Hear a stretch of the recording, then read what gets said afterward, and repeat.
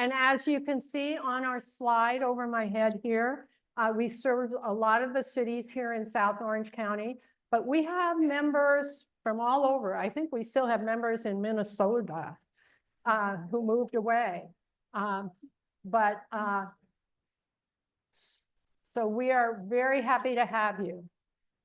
And if we didn't have a packed agenda, and I would like to get through it my part of it very quickly, I would have you stand up and introduce yourself. So you're off the hook tonight, but when you come next time, people probably want to know how you found us and why you're coming, okay? Please stand and join me in the Pledge of Allegiance. I pledge allegiance to the flag of the United States of America and to the republic for which it stands, one nation, under God, indivisible, with liberty and justice for all, with the emphasis on all. I am now, this is my last meeting where I'm the chair, and you're being very hard to control. Okay, folks. If you have empty seats at your table, please raise your hand so folks who are latecomers can find chairs. Oh, good. Okay. All right. The first order of business tonight is to elect officers. We elect officers in January after either the after the presidential election for the next 2 years. Okay, so you're going to have new officers taking over tonight. Once I do the election, I get to sit down, okay, even if I have to sit on the top of a table. We elect officers for 4 categories. If you're a paid member, you were given a yellow ballot, the same color as the slide. And we can vote by ballot if it's necessary. I would like to ask now, we have the names on the ballot from the nominating committee, and the nominating committee is here, Judy Fike, Mike Ebell, and Sarah Burt. So they're the ones responsible for recruiting these new officers. I'm hoping that the body will endorse these officers and we won't have to count ballots, but on the outside chance that there is a nomination from the floor, I would like now to ask, are there any nominations from the floor? Thank you. Seeing none, we will vote on the recommendations. Is there a motion to adopt the recommendation? Ted? So moved. A second, Stacy? I see lots of hands. Okay. If you have a yellow ballot in front of you, you can vote. All those in favor who hold up your yellow ballot. Oh, what did I do with mine? Oh. Thank you. All those opposed, hold up your yellow ballot. We have now completed the election of our officers. Okay.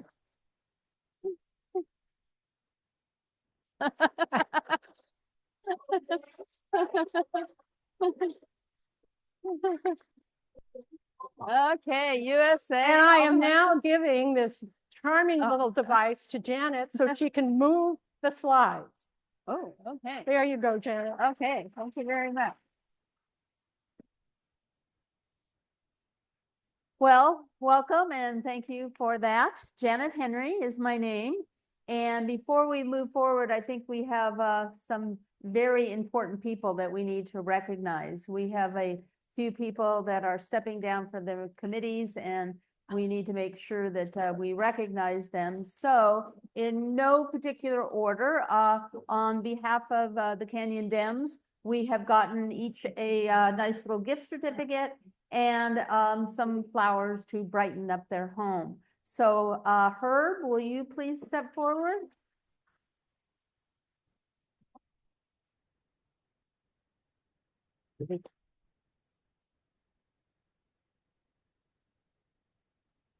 Okay, so now Herb has had the very difficult task of getting all of the speakers that we have had in the last few years.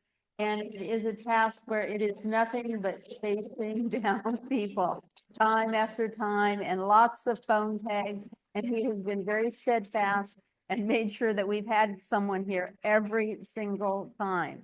So on behalf of Canyon Dems, thank you, Herb, for all of your work. There you go. I know you like to read, right? Okay, now secondly, if we'll have, let's see, Kathy, come on up.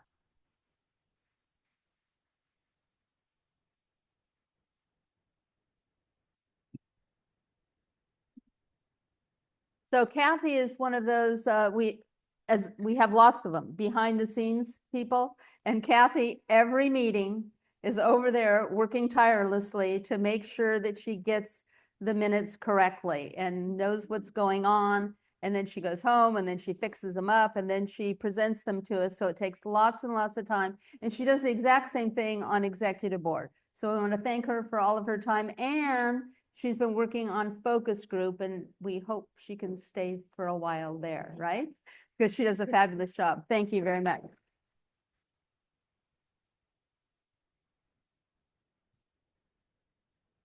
Okay, Ann Owens, where's Ann Owens?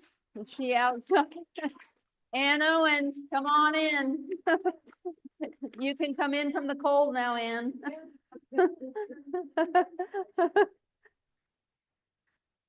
I know. Yeah, we all know Ann because she's always scurrying around, whether she's getting things for charity or working on the homeless and filling us in. And the other big task that she's stepping down from is membership, which when you have over 500 people that are kind of coming and going and hopefully coming, it's just so difficult to keep track of us all. And, you know, that you'd call up, please make sure that you pay your dues. So we want to recognize her with a gift certificate and some lovely flowers too. So thank you. Thank you. And then, of course, we have to recognize our leader that we have had for the past 6 years that has taken us from the 20th century into the 21st century. And yes, I know all the turmoil that we have been through. Louise has been there with her steadfast, no nonsense leadership, get to work and let's get it done, right? So come on up, Louise.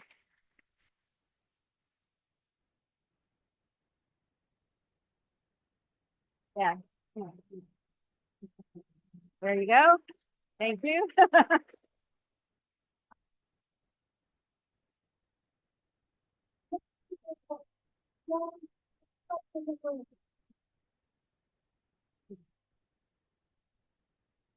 Okay, thank you. Now, I think before we move forward, we really should have the other new candidates or new officers stand up. So Suzanne, where are you? Back there. And then I think at the next meeting, we'll have her tell us a little bit more about her. Okay, and then where is? Oh, Janice, there you are. She's right in front of me. All right, so Janice, stand on up. She will be our secretary. Thank you very, so she's not going to be doing with Kathy. Okay, very good. So now we have to do the adoption of the consent calendar. So if you look at your agenda. Oh, we need to click. Oh, yeah. Well, Ken's not, we're not letting Ken go anywhere. No, no, no, that's not allowed. Don't even mention that, please. No, Ken, yeah, I'm sure you were. Yeah, no, Ken will be staying on board. So raise your hand, Ken, just to remind us, yeah. Thank you for that. No. No? Which button? That's a good question. Yep. I don't know why that's doing it. Okay, so while Louise is doing that, you'll look at your agenda. That's a good thing we ran them off, right? And you will see 1 through 6, and that's by consent. So if you would like to pull an item and you want to talk about an item, then this is the time to do that. Otherwise, we will just adopt all of the things that are on the agenda. Hearing none? Okay, all of those things are passed, and we'll move on with the meeting. Oh, okay. Oh, thank you. All right, so first up will be Anne for the latest and greatest on membership.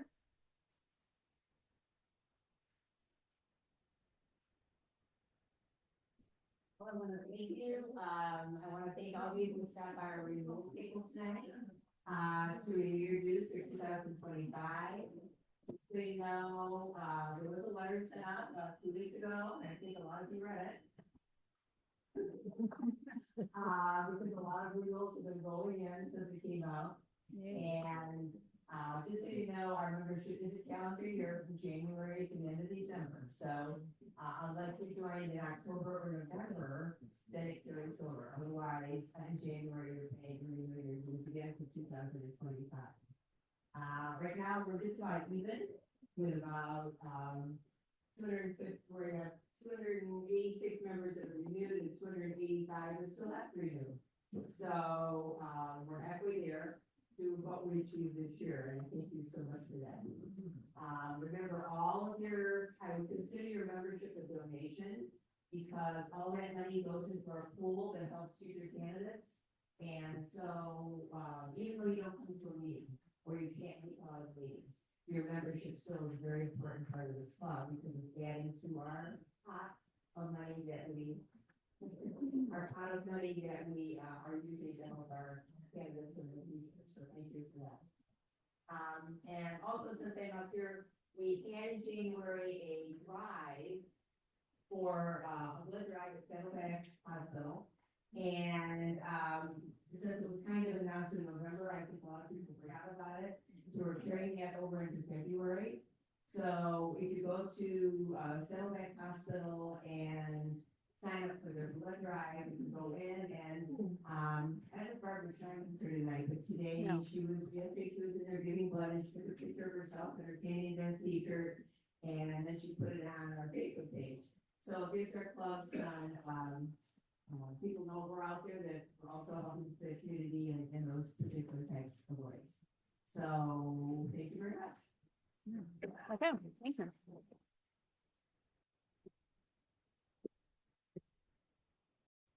Okay, now we're back to Louise for field team. Okay.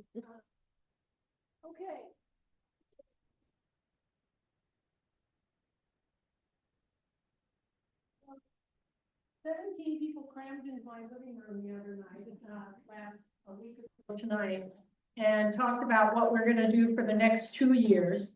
And we have a lot that we wanna plan to do. So we're gonna need your help. In the past, we've dropped literature at houses, across the community, lots of them. We've done texting to people. We've done the pop-up booths on Marguerite Parkway, getting the information out. We've mailed postcards to people who are in gated communities or apartments that couldn't be walked. So we're thinking about new things that we haven't done recently, like maybe we should start actually knocking on doors and talking to people perhaps, which we haven't done since the COVID. But we're gonna decide on all of that. In the meantime, there are papers like this on your table with a green little picture at the top. And we'd like to find out for people who haven't already joined the committee, people who might be interested in helping. So we have a few survey questions on there. You're not committing to anything. You're just telling us a little bit about yourself.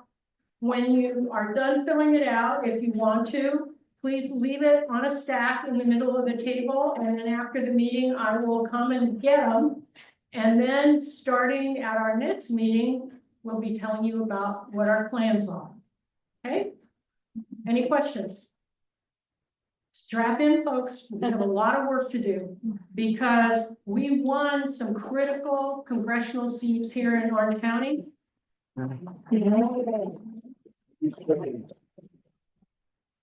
And guess what? In a year, we have to win them again. So it's nonstop. Okay, thank you. Oh, good, it worked. Oh, somebody sat in front of me. Oh, Over there. so now it's good to go. Now it's good. Okay.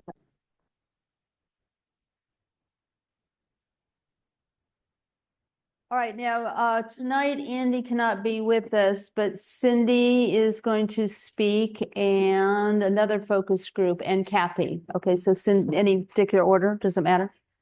Oh, Kathy, okay. Kathy, Mission Viejo, and Cindy out in RSM. Can you guys hear the mics working and everything, especially way back there? Okay, thank you. Okay, for those of you who are new, we have focus groups in these communities that are up on the board. And basically what we try to do is pay attention to government at the local level. That means city councils and school boards primarily. Also, if your city has a planning commission, we would like people to pay attention to that because a lot of city initiatives bubble up through the planning commission. I am the leader of the Mission Viejo focus group. So if you got a message from me from the Action Network, that's a new email function that we're using to reach people.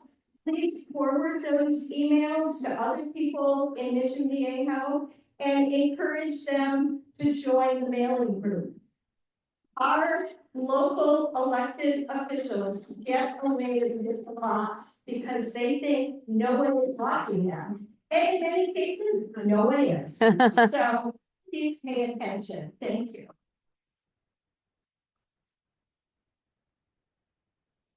Thank you, Kathy. So I'm Cindy Ashley. I'm the focus group leader, she said, of Ranch Santa Margarita. And I just wanted to let you know that there's an article in the Voice of D today, which is an online local newspaper. So you should all get the free daily newsletter if you don't already.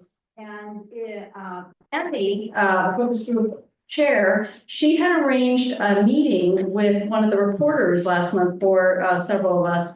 And so I had his phone number and I texted him, and Norberto, who was the editor, I got his number when I was volunteering at our 4th of July street fair. And I let them know that we were having a city council meeting where, again, they were going to discuss whether the Boys and Girls Club was worthy of renewal, because our mayor is against any sort of reference to DEI, because that's, you know, that's where we're at RSM. So we weren't sure if the article was going to happen, but 2 weeks later, there was something published. And as Kathy said, like, if we don't watch, nobody is paying attention. And it's hard to get coverage for our cities down in OC. There's 34 cities in Orange County. So please subscribe, read our focus group emails. You'll get information that you don't get anywhere else.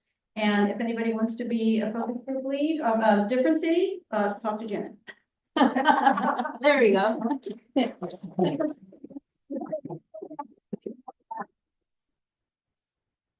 Yeah, so look where your city is, and please make sure that you contact those individual people, because I know I'm in RSM. So I get the emails from Cindy, and she's always good about telling exactly what's going on in our community. So you want to be connected with whoever is in your community. And who lives in Laguna Hills? Okay, you saw that coming, huh? Okay. Okay, so now we are on to the fundraising team. Okay, this is Marty Lubetkin and Laura Fleckner. And I'm Urbana. Come on up, guys. This is my whole team. We're coming up. okay, we have Mark's gonna give a Cecilia, report. and we've got Patty, and we've got Ellen and Judy. Okay, so there we go. And the whole team is here. Okay, so everybody's here. Okay. Thank you, Ken and Dems. Thank you to our sustaining donors, first of all. We had, in the year 2024, we ended up with 92 sustaining donors. Thank you all. And we raised a total of $16,031. So you guys have, if you want to be a sustaining donor, it's very easy. There's a little button on our website. And if you have an extra $5 or $10 or $100 a month that you want to give us, we will be happy to take it. And it can come out of Act Blue monthly, or you can just write us a check, or however you want to do it, just a little bit extra beyond your membership that makes you a sustaining donor. And because you're a sustaining donor, you will get invited to our thank you party on February 23rd. And that'll be for all the sustaining donors. We'll send out an email and when we get closer to the date. So that's, okay, you want to do that now? We also, as you know, we had our annual Richard O'Neill brunch. Let's do a Christmas party, it's a brunch for Richard O'Neill. And we had some sponsors, and we want to recognize them too, because they paid a little bit extra and gave us a little extra help and made that a success. Presidential level was Nancy Livingston and then Vice presidential level was Heather Gilbert, who's hiding. No recognizable. Barbara Scheinman, who I saw. No, she's No, not. she's not here. And Francie Ayo, who's probably in Washington. Yeah. Because that's what she does. No, actually Maryland. Oh, she's in Maryland. Oh. Okay, and then the senatorial level, we had Deborah Skurnick, who's probably out doing something wonderful, and Judy Fife, who's here. There she is, and then the tech part piece and Janet Henry. There she is, and Laura Fleckner, and Ted Phillips. Thank you. And at the representative level, we had Cindy Ashley, who you just saw, and Carr and Kathy Keller. So thank you all for being our sponsors. That helps us maximize our profits, because that helps to pay for the stuff that we have to pay for, like the $150 to run the bar. That opens the wallet, so we're happy to do it. Okay, what's next? Do we have another one? Oh, okay, well then I will just continue. In our February meeting, we're going to do change for change. So start collecting your little pennies, nickels, dimes, and quarters, and $50 and dollar coins if you want to. We'll take Bitcoin or not. So. Yeah. How about Trump coins? Draw the line somewhere. No Trump, no line. We even have standards, so. So change for change is February. In March, we're going to do Pi Day, because March 14th is Pi Day. Our meeting's on the 18th, but we're just extending it, and we'll have a pie. So bring your dessert appetites. And then in April, we're going to do an April Fool's Day. We're going to have some surprise bags. Everything will be worth at least $5 and probably more, but you won't know what's in it. You're just going to give us your $5 and take your chances. So April Fool. Okay. Then the last thing I wanted to say was, one of the other things that helps us a lot at the brunch, and that's really our biggest fundraiser of the year, is donations of stuff. We had some terrific stuff this year. One of the things we realized we could really use more of are gift cards. So if you were gifted a gift card for some business or some service or something that you probably won't use, we'll take it. So we'll take it out of your hands. Or if you just have some laying around or you want to for us, gift cards are always very, very helpful to put in our baskets, and they help to up the value. Okay, then I'm going to turn over to Laura because we had a really, really good year. We did have a really, thanks, Marty. We did have a really good year. If you guys remember, if you're club members, you remember a few months ago, we recognized everybody that was donors. Well, tonight, we're gonna recognize volunteers. And I got my cheerleaders up here, I'm gonna put my hat on too. So, thank you, Marty. According to the Chinese zodiac, this is the year of the snake. And I make a joke about the White House, but I don't want to insult the snake who helps maintain our ecosystem. So I'm not gonna do that. So the fundraising team has decided, has dedicated 2025 as the year of the volunteer. We previously honored the donors, but without the volunteers, we're dead in the water. Google says a volunteer is someone who gives their time and labor to help others for free. According to Muhammad Ali, service is the rent you pay for your room here on earth. Winston Churchill said, you make a living by what you get, you make a life by what you give. Helen Keller, alone we can do so little, together we can do so much. And finally, Barack Obama said, the best way not to feel hopeless is to get up and do what? Something. Right, exactly. Okay, so we let's see, none of what we do would be possible without all of you doing both the big things and the little things. In all manners, we see you, we appreciate you. So please stand up and keep standing if you've just been voted as club president.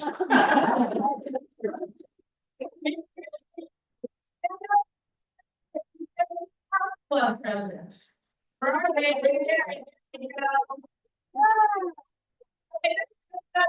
Stand up and do a little dance and shout, show me the money, and then keep standing if you're our treasurer.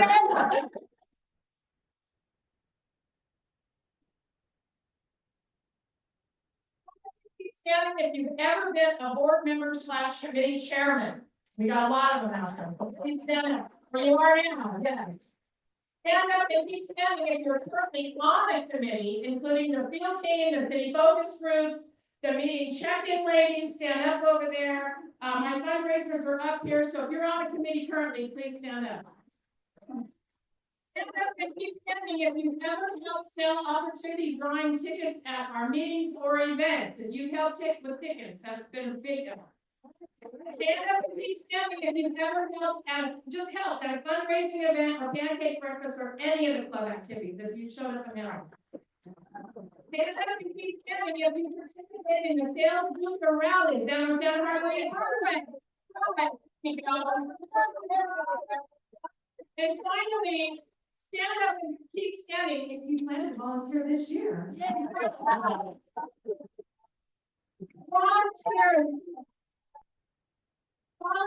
Volunteers do not necessarily have the time. They just have the heart. So let's give yourselves a big round of applause, everybody. And thank you.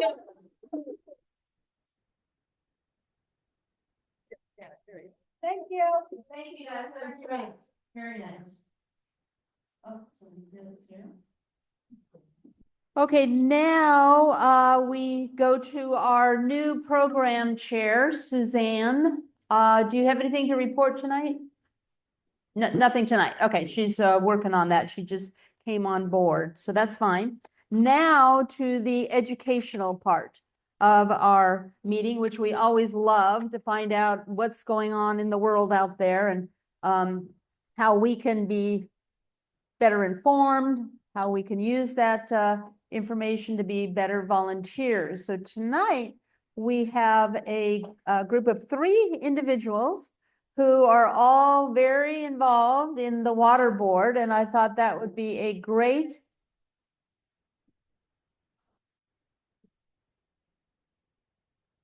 okay.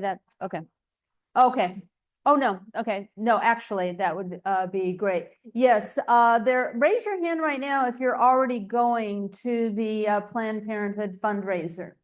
Okay, great. And you've seen her name up here quite a few times tonight, Barbara Scheineman. She is working to get us tables as Canyon Dems. So if you are interested in going, it's on March 6th, I think it is. And Dahlia, do you recognize Dahlia? Some of you will. She's a great speaker, very energetic, very funny, very witty. She will be speaking, and it's $150. It's in Costa Mesa. We will be doing carpooling and things like that. So hopefully we'll get a few more people who would like to do that. It's a great event. And then the good old ADEM. So ADEM is a representative group of people, and there are 7 and 7 who run. These are currently the people that will be running, and you'll have an opportunity to vote for these people. So in the 71st, we have Barbara Casillo, raise your hand. Suzanne Danish, raise your hand again. That's good. That's how we get to know each other. JJ Galvez, who is not here this evening, but you will be seeing more of him. Somebody you already know him. He's kind of come on board in the last election, a young guy who's getting very invigorated and energized. So it's really nice. And then we have Elizabeth Ann Harding. Okay, raise your hand there. Perry Mead, he shows up from time to time. He might not be here this evening. And then Mark Skurnick, is he here tonight? He also, okay. So then for the 72nd, we have Dennis Bress. Is Dennis here? Or Parshawn or Kathy? You did. Kathy, okay, good. So be looking for that election coming up because it's very important because actually these are our members that we would like to elect because then it is beneficial for us if we have representatives whom we can go to and talk to and find out all kinds of things. Okay. Okay, now we're on back to where we were with the water board. So this is a great opportunity because I'm sure you've been hearing all kinds of things on the news, haven't you, about we're in a drought, we're in fire season, which as we've all said, just is never going to stop. And all the things that are going on in LA with their water and, you know, so we kind of need to make sure that we have the story about what's happening with our water. Because I don't know about you, I just kind of turn it on and I kind of forget that there's really a lot that goes on to getting it into my sink. So we have 3 esteemed people here this evening. The first individual that is going to speak, if you want to stand up, this will be Bill Moorhead. And I'll just tell you a little bit about him. He's currently the director who is on the Moulton-Niguel Water District. So if that is your water district, raise your hand. Right, okay, great. He's got 44 years of in-depth experience starting, I like this one, starting as a high school student when he would collect lake and stream water. I know, isn't that great? He's a registered civil engineer and he's the principal water engineer. He has served on numerous water associations and he is also an active volunteer who has served on the board member for Mission Viejo High School's Model United Nations program. So quite varied. There you go, Bill.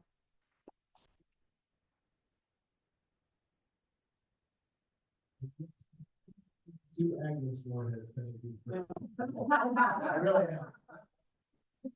am. Thank you for that introduction. I was told I only get 5 minutes, and I love to talk about water, but I love to talk about wastewater even more. So if you want to invite me back to talk about wastewater, I can do that sometime. Water is water. That's true. We're 75% water, if you don't know that. I have to wonder why we get thirsty if we're 75% water.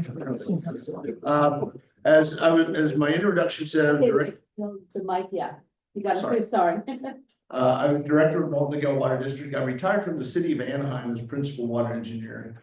I'm a registered civil engineer. Also, I'm certified at the highest level in both water and wastewater, which I'm very proud of. I have an undergraduate degree in biology and a master's in science in civil and environmental engineering. And I only tell you that background because on the board, I'm one of the technical resources on the board. I'm very proud of that. And I'm very proud of the fact that our board at Moulton-Niguel, we do have a lot of diverse disciplines on the board. Very proud of that. I think we have a very balanced board.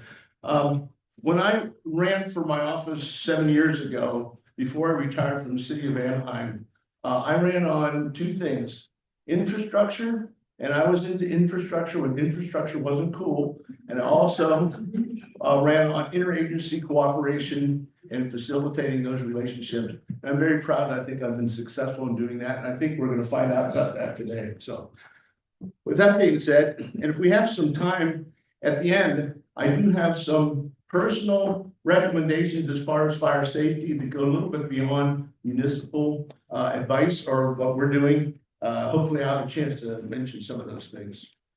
With that being said, we've got Molten Miguel. We have several different, hold on a second.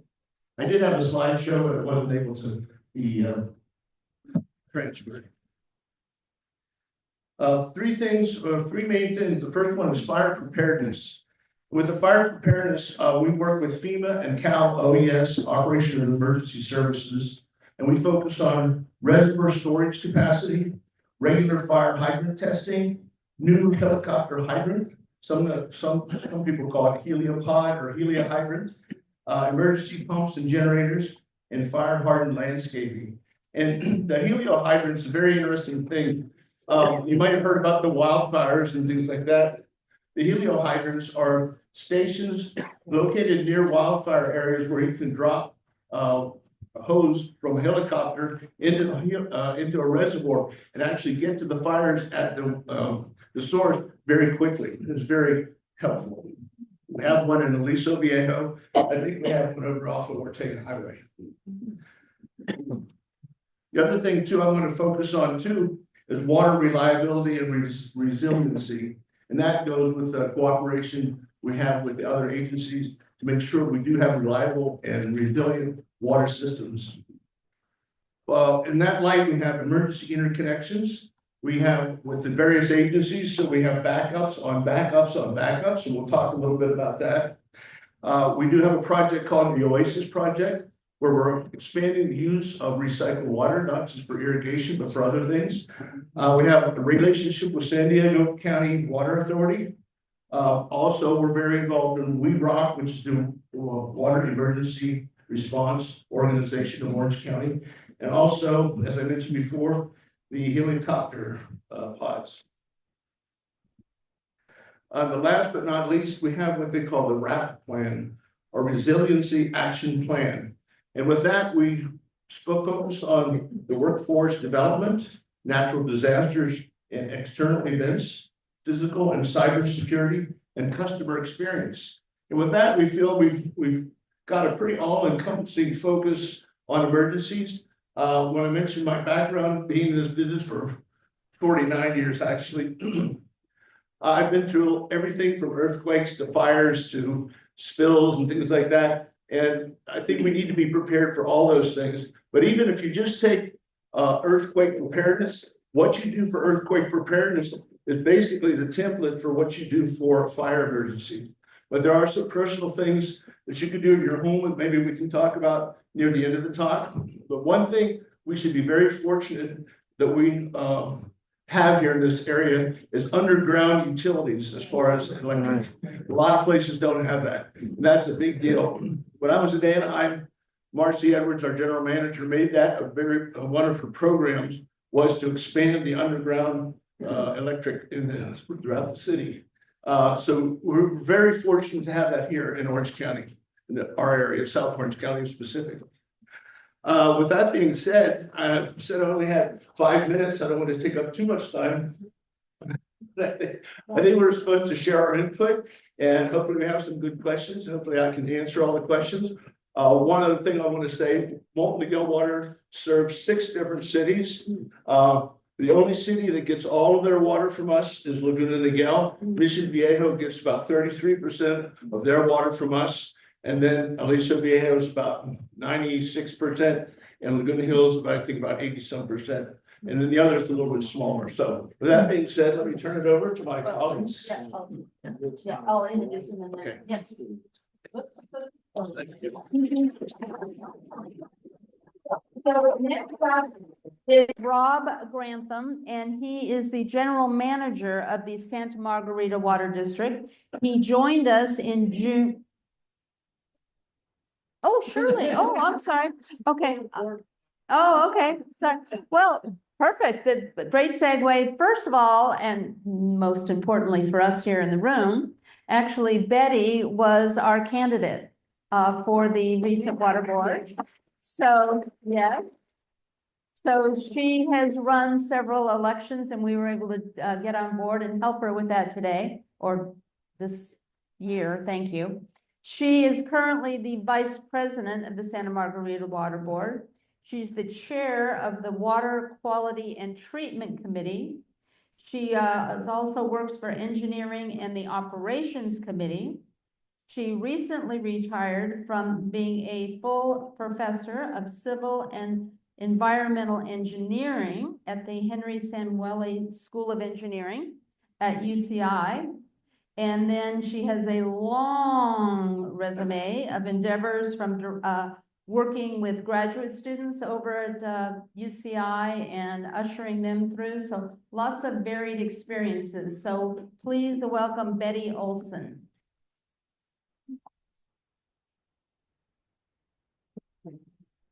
Well, I want to give you a big shout out because you gave a donation and it was so helpful. And I want to say from the bottom of my heart, thank you, Gary.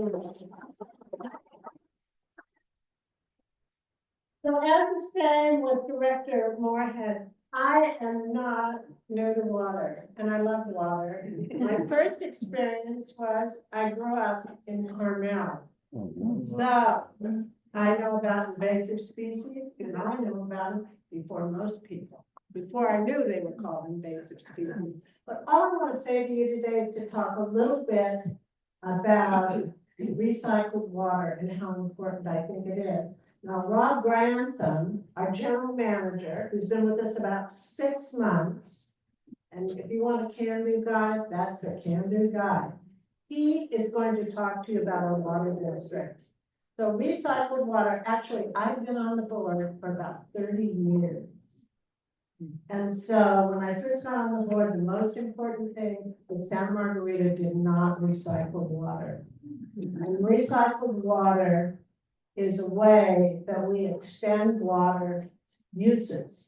So we got it, and now we have a little bit of debate, but 52%, that's our number that our staff gives us. But I think we also reclaim water. So there's water that you can capture from rains and other factors. So we have some reclaimed water.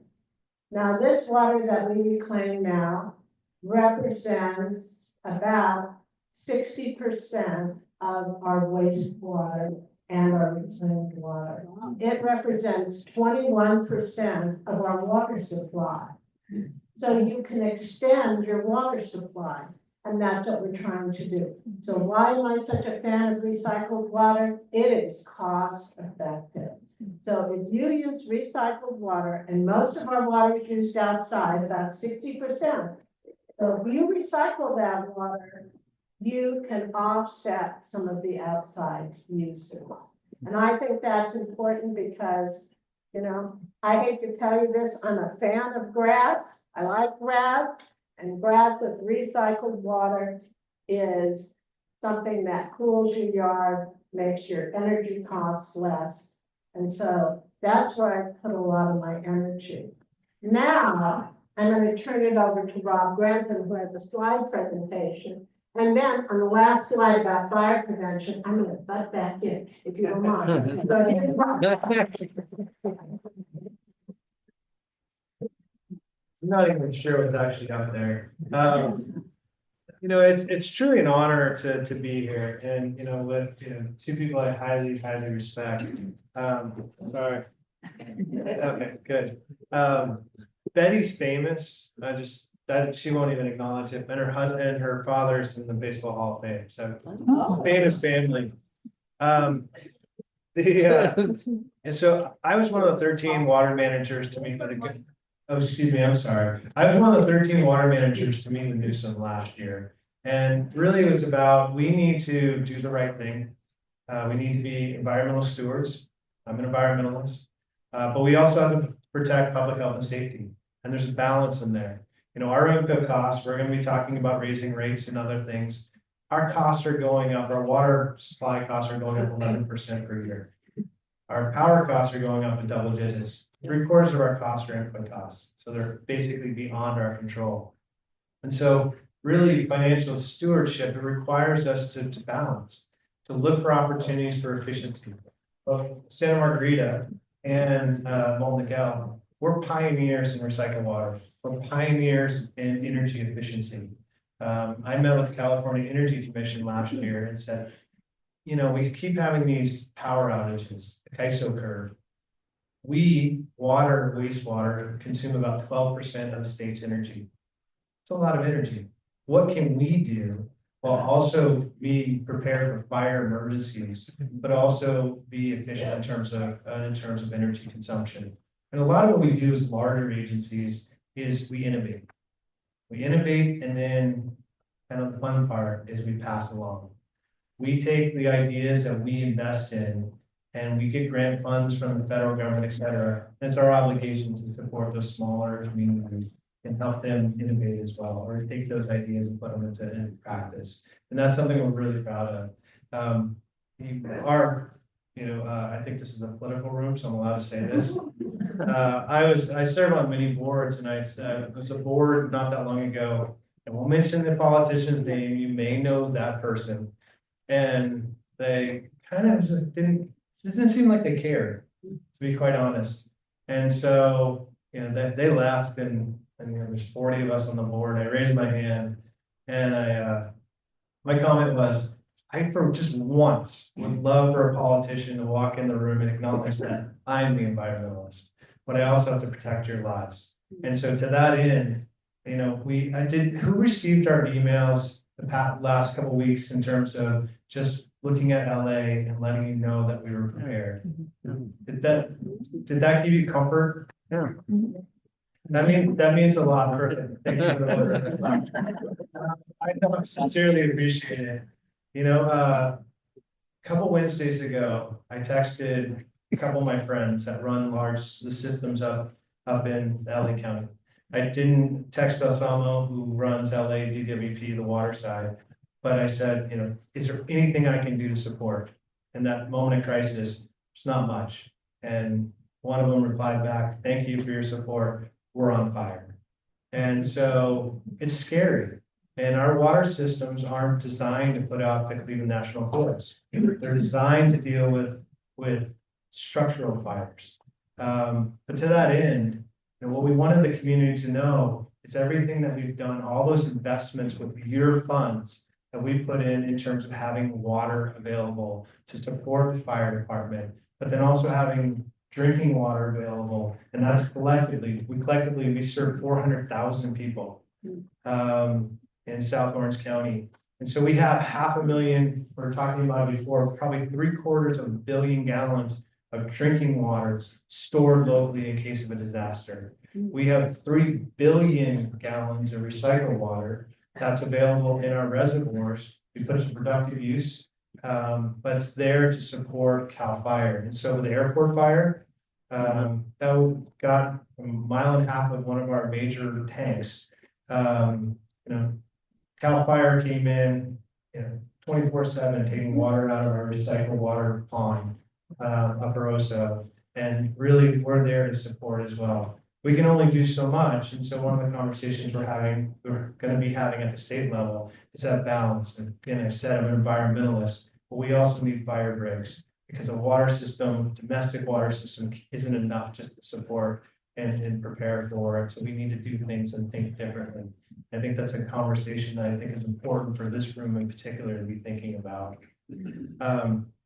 Lastly, so, you know, what are we doing to, as I said, our input costs are going up significantly.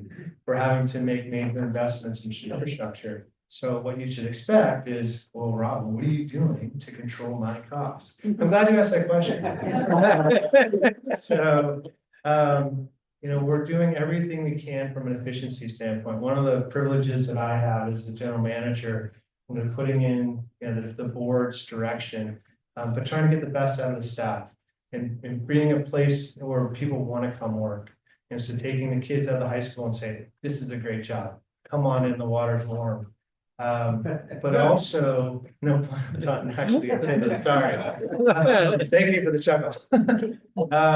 But we also go out to get grant funds. And so last week I had the US Bureau of Reclamation come visit us. And so the second time they've come in, what, four months. And so there were two reasons for coming. One, they're really excited to tell us that we just got the $6.4 million grant. And that's the latest grant that we've gotten.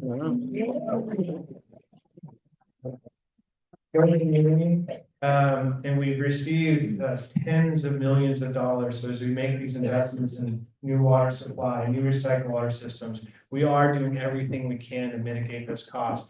Put those federal dollars, Infrastructure Reinvestment Act, into productive use for the community. Get your money back and put it to productive use. And the other reason they came, and this is the last thing I'll say before turning it back over to Betty, and that is one of the questions is affordability.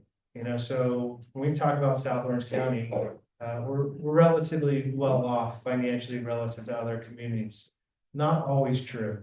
We have people that struggle to pay their bills. And so the question that the federal government's coming to ask us is how do we take into account those lower income, those people that really struggle, because the cost of supply is difficult.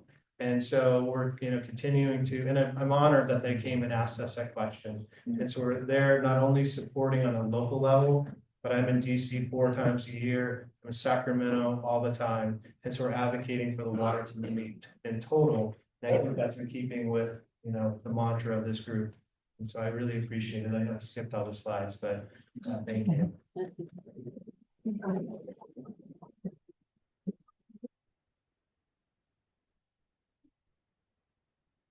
Fast line.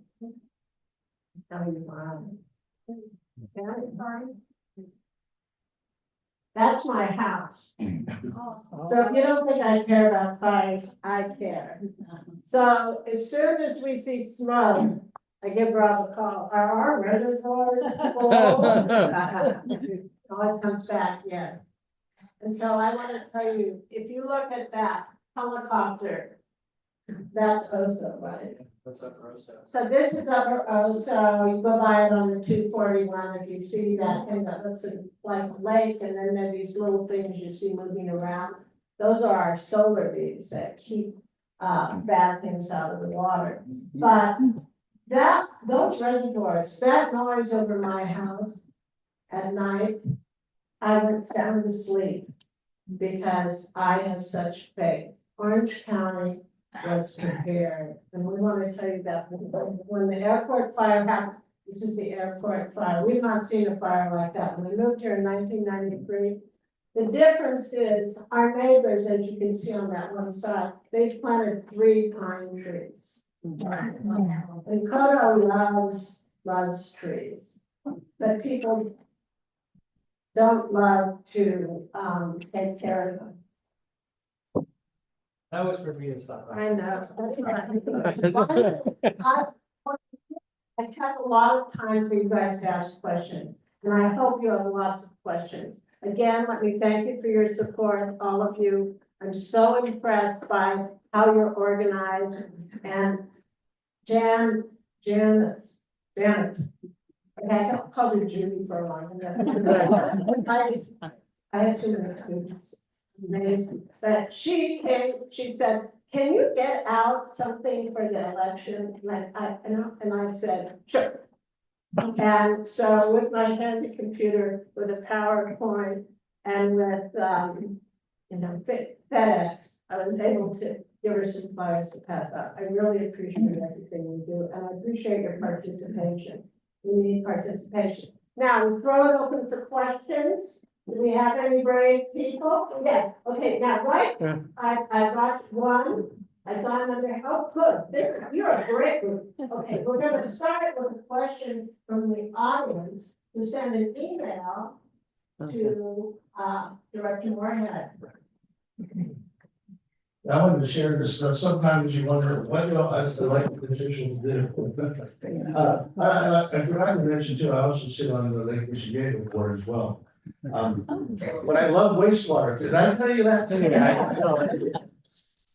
This is a text I got recently, actually about 5 days ago. I just wanted to let you know the type of stuff we do as elected officials, at least what I do, and I love water and wastewater. Did I tell you that? And my neighbor Esther is right back there, Esther Brooks, and she can attest to the fact how much I love water and wastewater. Anyhow, this is a text I got. Hey, Bill, sorry to bother you on the weekend, but I had a thought. A lot of people on Nextdoor are wondering about their fire hydrants. Who checks them? When they check them? How do they know if they are checked, etc.? If Molten Miguel Water District hasn't already, perhaps it'd be a good PR to get out a lot of announcements, letting people know what they can expect in Orange County, etc. Just a thought. Have a great weekend. Well, that's the first thing I did was I sent this text to my general manager and assistant general manager, and as an elected official and kind of their boss, but I would like to get some kind of report back on what we are doing as far as our fire hydrants. So that's the kind of interactive that you should have with your elected officials, because that's why we're here. And I give everyone my personal cell phone. They can call me anytime, day or night, and trust me, people have taken advantage of that, but I love it. So, and with that being said, I just want to let you know what you can do with your elected official to get some action.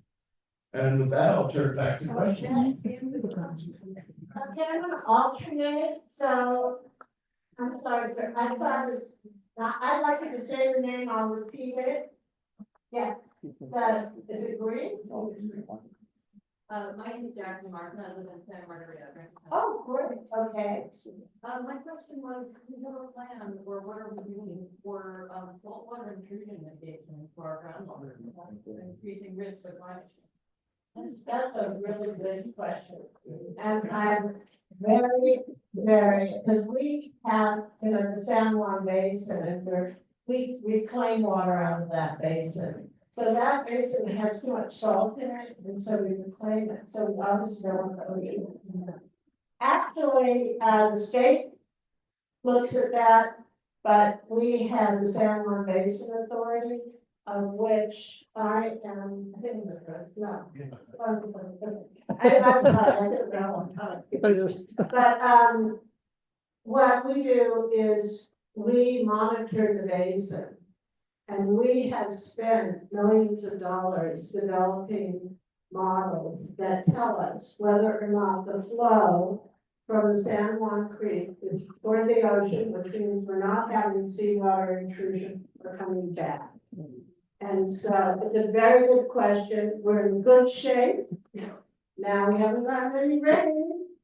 So we'll probably be in good shape this year, but it's something I'm very glad you're aware of. All right.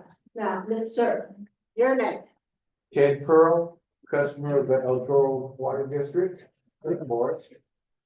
What is the county doing in terms of catch basins? Does it make efficient use of them? Catch basins. Yes. Catch. Okay, I'll turn that over because I'm not that good on it. So that'll be Amanda Carr's territory. So actually the county does a really great job, and this is the partnership, and this is what you should expect. We have a great partnership with Orange County Public Works, both of our agencies. And so as we can, we take runoff, let the ground, do treat it, but then put it to productive use. And so we have a series of projects where we collect a lot of runoff, urban runoff in particular, and put it back into our irrigation system. So anything we can use locally and reclaim locally means that's less water that we have to import.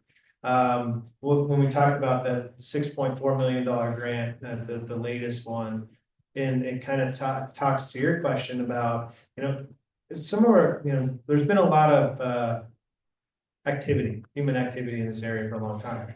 And so the groundwater is somewhat contaminated.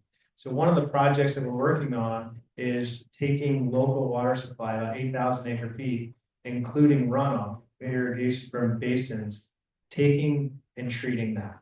And so putting recycled water into the ground, letting it go down the system, taking it back up out of our water treatment plants and reusing it. And so it becomes a combination of groundwater stormwater that's captured through an infiltration basin and then recycled out of it and putting into the ground. And so I know that's kind of a longer winded version, but what we want you to know is we're looking at all sources. And we're also working in partnership with the county to deal with stormwater can be contaminated. And so how do we use it and effectively use it? Thank you. So what about, urban runoff? Yes. So. Yeah, so the question was urban runoff. And so we have Oso Creek barrier with about 1 million gallons a day in urban runoff that we're collecting. So as people irrigate, golf courses, et cetera, hey, we can reuse it. We're going to reuse it. And it's environmentally, it's a really sound approach. Yeah, I have a Congratulations. question about the use of the term recycled water, because my understanding of how water works is probably from the second or third grade, where it's a certain, so isn't all water recycled? I mean, explain to me. Yeah. So, Betty was a teacher, the water cycle.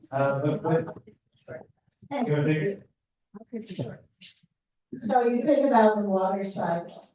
I just was reading about transpiration and the water that we plant goes into the air. I don't think it's really fast. It's about 1.7 minutes. I was pretty impressed with that. So if you think about the water cycle, which can take years, right? You think about you flush your toilet, and then about 12 hours from that it reaches wastewater treatment plant. And so we then take that water, treat it, and make it usable again, in a sense, with the time scale really made beneficial for human use. I'd like to put it, before we take that question, I'll hand over the mic, but I wanted to say something about recycled water. The fact that I sit on the board at Lake Michigan, a lot of people don't know that, well, a lot of people know this. In fact, we've gotten, Santa Margarita Water District has gotten awards and the lake has gotten recognition.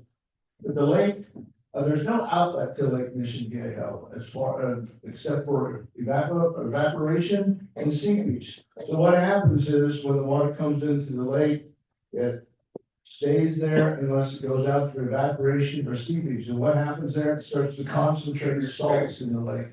That lake is about 40 some years old.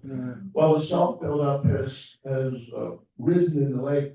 So what Santa Margarita Water District did in conjunction with the lake, they developed a recycled water system that can start adding fresh water into the lake that has been treated, which is recycled water. So gradually, we hope that with that recycled water, which is drinking water pure, going back into the lake, we swim in it, I swim in it, it's great water, but it's bringing the quality of the water, the salt content in the water down. And that's a real positive thing for using recycled water. A lot of people don't know, I think it's the first one in the United States for full contact use of the lake of recycled water. So you should be very proud that you live in this community that can do that. All right.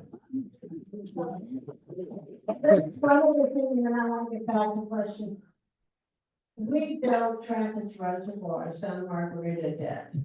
It's a 5,000 acre foot recycled water reservoir. It's beautiful. We have tours, go up there and see it. You'll be impressed with its beauty. It's a lot better than it did when it was empty. So that cost us about $115 million. But that stores, that 5,000 is the largest recycled reservoir, I think, in the United States. It certainly is the largest in the state of California. And that's so that we don't have to discharge our wastewater to the ocean in the winter when no one wants it. We have a place to store it. Okay, let's keep going. All right, I'm trying to go back and front. Yes. My name is Herb, the Irvine Water District Service. So you're an Irvine Water District person? Oh, I okay. also attended a lecture, much like you're giving, on, presented by that entity. And claimed that they were the pioneer of recycled water. Great, yeah. Claim came about because they started at a time when Orange County was rural. It was relatively inexpensive to put in the infrastructure. This is definitely in perspective. And they compared themselves to Los Angeles, which is a built-up city, and how expensive it would be to put infrastructure into a built-up city. The question I have of you folks is now that Orange County is built up and urban, is it too expensive to put in infrastructure to accommodate a growing population? You know, that's right. Water. In 1965, Irvine made a pledge that they would not discharge any wastewater, and they have recycled water since their inception. And they recycle all their water. And I know that because I was on their board. And so we really want to be proud of that water district. They were pioneers. Now, your question is an excellent one, because when I came to Santa Margarita, we had about 24,000 connections. Today, we have 62,000 connections, and we added San Juan Capistrano, but that is growth. And so I came from IRWD, was lucky enough to get on the board, and so with our growth, we were like it. Look at San Diego, they can't afford to dig up all their streets and put in purple pipe. So they're going, they have, it's called Pure Water San Diego. You've also probably heard about the desal plants in Oceanside, but Pure Water San Diego is wastewater. This is their third try to get this through. But the water is very, very expensive. And so cost of water, if we go to desalination or to all direct potable, is expensive. All right, okay. So just a question. So when new houses are built, I'm thinking of my house, how much water do I waste, like through the shower, etc.? Do they ever put in a dual system in a house where some would go straight out to our waste, but some of the shower and washing dishes and stuff could be somehow piped and reused in a house? Like it almost has to be a new house to do that. Well, they do, they have that. It's called- Repeat the question. Oh, I'm sorry. Yeah, okay, so I'll repeat the question. She said, could they dual plumb a house? So that you could have what they call black water, that's like from your toilet, go to the sewer, and gray water, like from your washing machine and your dishwasher, be collected in some way. So tell me what a problem is in California about housing, the cost. And you're talking about increasing the cost more. And I do not know the answer. I do not, maybe Roberts, do you know, is it more cost effective to do a dual system than to do recycled water? Do you know that?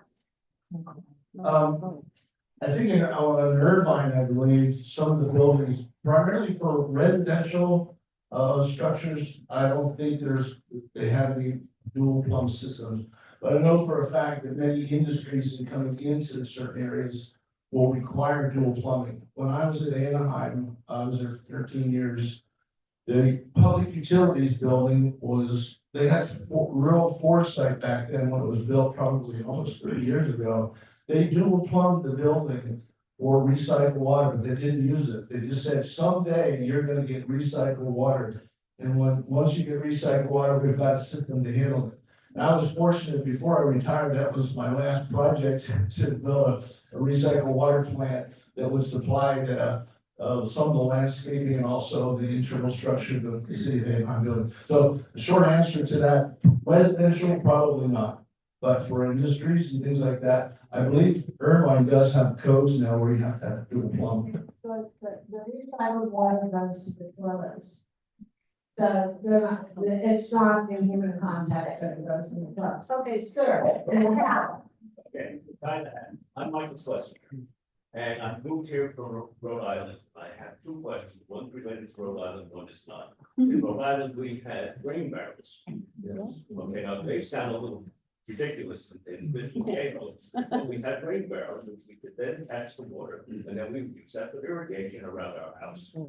So, and we had grants for that, believe it or not, you know, people were encouraged that there's kind of a hole, there's downspouts, and put in the grain barrels. And is there any plans for that? My second question is, we're supposed to grow, you know, we're supposed to put up all this housing. Where are we gonna get the water from? And what plans are being used to make sure, when we have these massive structures being built, that we're gonna be able to have water, and then I can turn on the spigot and I'll get water. All right, in relation to the rain barrels, I know for certain, who's anyone here from Laguna Beach? Oh. Sorry, yeah, we're here too far. Laguna Beach is great advocate for rain barrels and in their community. But if you think about it, it's an older community. They recycled water is difficult for them in terms of cost. So that's their answer, and they're great proponents of it. For me, we looked at the fact that we could do the whole system. And so we looked at it for larger areas. So we have, with the exception of Santa Margarita and Codo, all of Mission VA, well, not, it is all Mission VA, I think it's recycled water. And all of Ladera, Lost Florida, all those areas either have had it put in or they are using it, they've done it. So we looked at a centralized as opposed to an individual. We could all do rain barrels. But you know how California is, we're still looking for our first rain. Yeah, and yeah, and. Bill was just gonna talk about shower Oh, yeah. One thing I want to say about, first of all, I called out my neighbor who's here because this is relative to her because I've invested in a drought tolerant landscaping program with Bolton Miguel Water District. I know Santa Margarita has a very similar thing where the agency will assist you in various ways, even financially, as far as the design of drought tolerant landscaping. And I'm in the process right now in the middle. My yard, as my neighbor will attest, is all torn up. And so actually starting today, they're actually starting to install the drought tolerant landscaping. But this is a program you really should look into. Every year, Bolton Miguel has a tour where they go around and you can see homes that have entered into the program and really how great it looks and how much water is being saved. And I think Santa Margarita does the exact same thing. So that's one way you can save water. So, do we have, and Rob getting one more word? Yeah. One, okay, but we have to end, Yeah, this is Louise. Okay. I want to switch questions just a little bit. I keep explaining to people in the club that we have these big water districts like the Higher Rank Water District, the Wood Water District. We have these so much. And my sense is that we need to do some reorganization. Back in the 1960s, I believe, the state of California gave money to school districts to unify. So that's why here in South Orange County, we have 6 school districts, where up in the middle of the county, they have teeny little school districts. But you lose the economy of scale. And so I believe the Little Hooper Commission recommended that the county do something about it.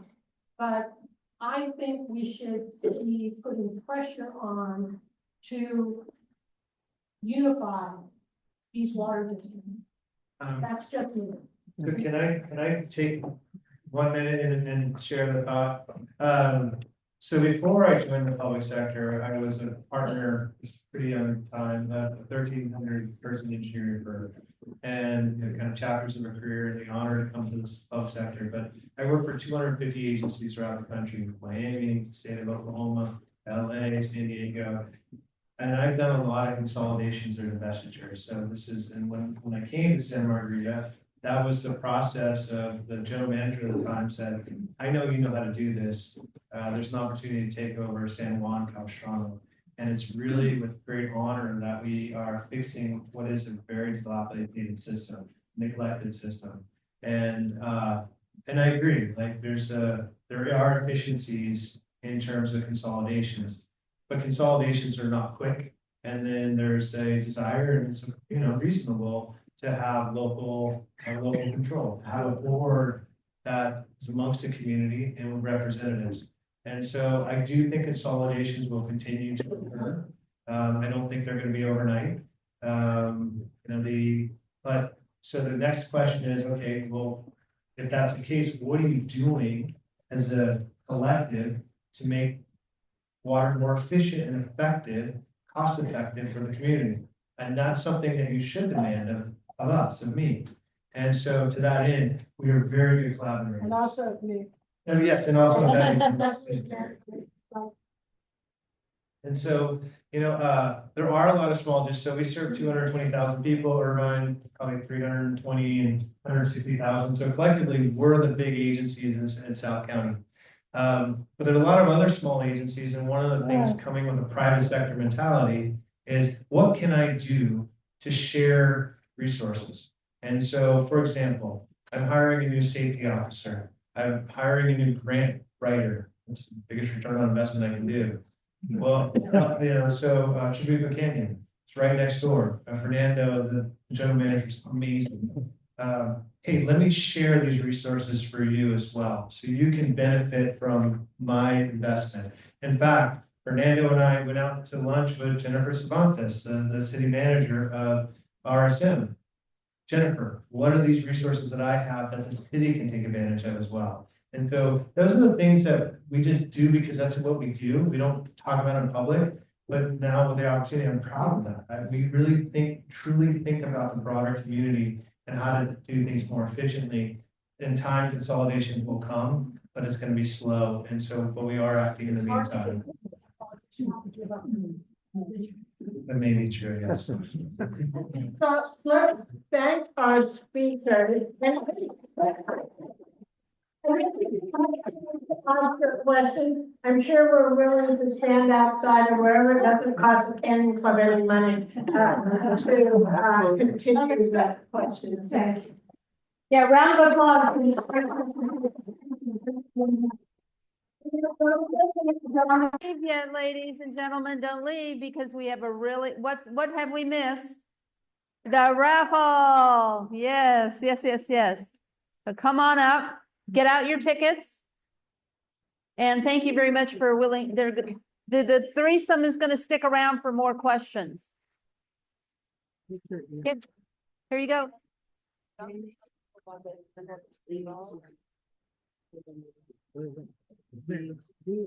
Cindy said she told you about this. No. I have no idea what this is. Okay. Okay, guys, look at your on your table. You should see one of these. If you can have a look at it, and please take a picture of that for the newsletter. Or visit canyondems.org. Yeah, that's it. Oh, blue sky and blue sky. So make sure you read this on your table. That's a nice way of getting us to little bulletin boards. Okay. What? Thank you, everybody, for your participation. We made $130 tonight. Woo! Is a lucky winner. And the ticket is. Oh yeah, she said they were, yeah, I'm sorry. Next time.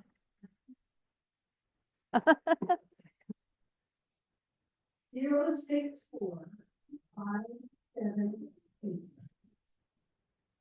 064 578.